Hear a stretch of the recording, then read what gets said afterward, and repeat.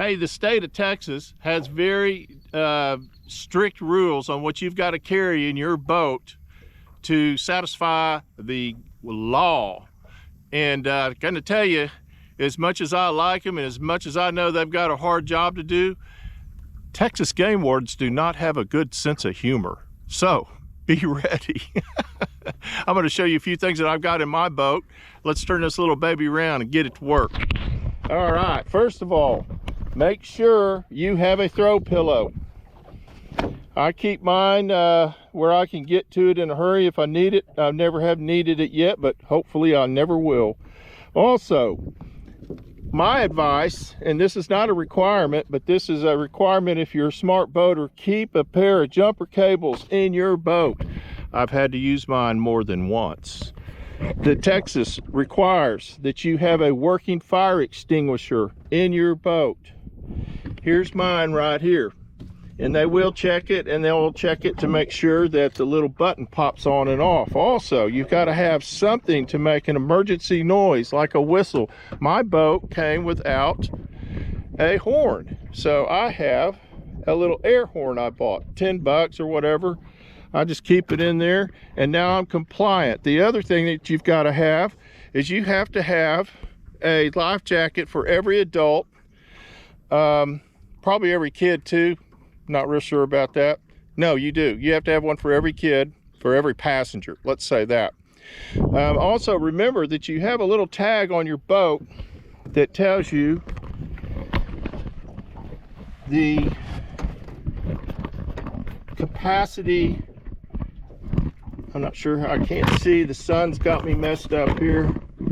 The capacity of the how many people the boat can take legally and that type of thing. I don't know how that came out. I'll take a picture of it and post it.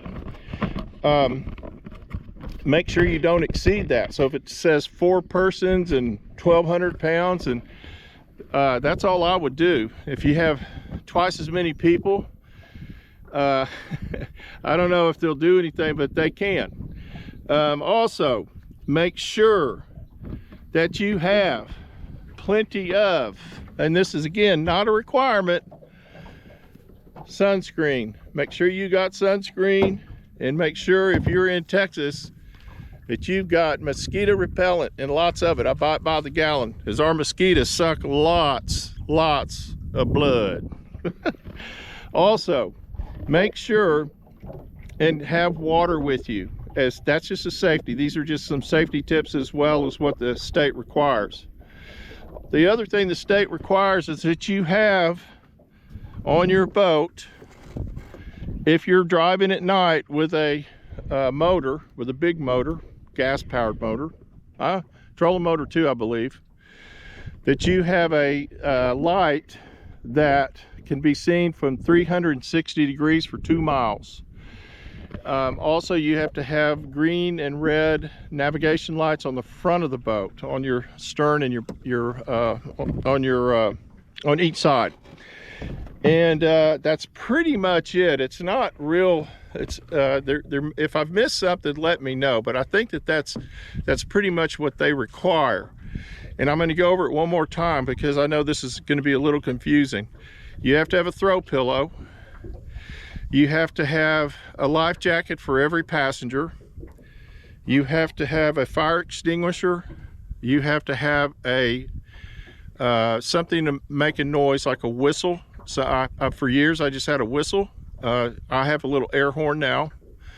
You need to have your boat registration up to date. It's on the side of the boat, and if it's not up to date, that's $265. Make sure your registration is up to date. You have to have your TX numbers on the side of your boat. Make sure you have that. What did I miss? I think that's it. Went over the lights. I think that'll pretty well cover it, and that would keep you out of trouble, probably, but double check me on that. Now you can go on texasparksandwildlife.com and you can check all this out for yourself. Make sure and do that. And if I've missed something, leave it in the comments. And do that when you subscribe. Like my videos, share them. Let's get this channel going, and we'll get some more great information out. Now we're gonna go fishing.